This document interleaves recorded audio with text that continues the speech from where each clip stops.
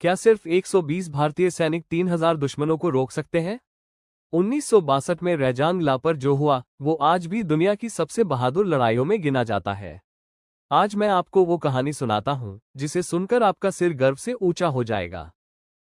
नमस्कार साथियों, आज हम बात करने वाले हैं 1962 के उस युद्ध की जिसे भारत के इतिहास में असंभव को संभव करने वाली लड़ाई कहा जाता है, रैजांग ला युद्ध।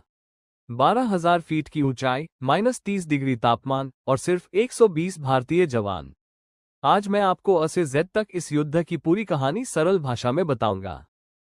रैजांग ला एक पहाड़ी दर्रा है, लद्दाख में चुशूल सेक्टर के पास। यह क्षेत्र भारत और चीन के बीच रणनीतिक रूप से अत्यंत महत्वपूर्ण है। जो भी इस दर्रे को पकड़ता है वो पूरे चुशूल घाटी को नियंत्रित कर सकता है। इसलिए चीन ने इसी जगह सबसे बड़ा हमला किया था। 1962 में भारत और चीन के बीच तनाव बढ़ रहा था। चीन लगातार सीमाएं बदल रहा था और भारत की पोस्टों पर दबाव डाल रहा था। रैजांग ला की सुरक्षा की जिम्मेदारी थी 13 कुमाऊं रेजिमेंट की सी कंपनी के पास।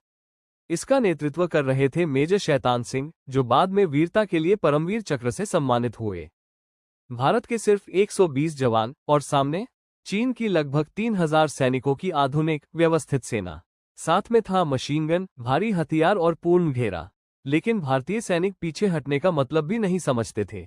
हर किसी का सिर्फ एक वाक्य था, मरना मंजूर है पर पीछे हटना नहीं। 18 नवंबर 1962 की सुबह ठंडी हवा काट रही थी। दुश्मन धीरे धीरे पहाड़ियों से नीचे उतर रहा था, लेकिन भारत की पोस्टें पूरी नजर रखे थीं। पहला आक्रमण, चीनी सेना ने भारी गोलीबारी शुरू की। भारतीय जवानों ने बिना किसी डर के पहला हमला रोका। दूसरा हमला, दुश्मन 3 दिशाओं से घुस आया। फिर भी कुमाऊं के जवान एक एक करके अपनी पोस्ट पर अड़े रहे। तीसरा हमला, सबसे बड़ा, चीन ने हजारों सैनिक एक साथ भेजे, लेकिन भारतीय जवानों ने इतना कड़ा प्रतिरोध किया कि दुश्मन को अपने मृत और घायल सैनिकों को उठाकर भागना पड़ा। मेजर शैतान सिंह पोस्ट से पोस्ट दौड़ते रहे, जवानों का मनोबल बढ़ाते रहे। उन्हें कई गोलियां लगी, लेकिन वे गिरने से पहले भी अपने जवानों को आदेश देते रहे। उनके नेतृत्व में हर पोस्ट आखिरी सांस तक लड़ती रही। उनके साथी सैनिकों ने उन्हें बचाने के लिए अपने शरीर से धक्कर नीचे खींचा, लेकिन वे वीरगति को प्राप्त हो गए। आज भी वे बहादुरी का सबसे बड़ा प्रतीक है। फाइनल परिणाम क्या था? 120 में से 114 भारतीय जवान शहीद हो गए, लेकिन उन्होंने लगभग 1300 से अधिक दुश्मन मार गिराए। ये संख्या चीन आज तक स्वीकार नहीं करता। कई दशक बाद जब भारत ने शहीदों के शरीर उठाए तो पता चला कि सभी सैनिक अपनी पोजीशन पर आखिरी सांस तक लड़ते हुए मिले। ये दुनिया में कहीं भी इतनी भीषण परिस्थितियों में लड़ी गई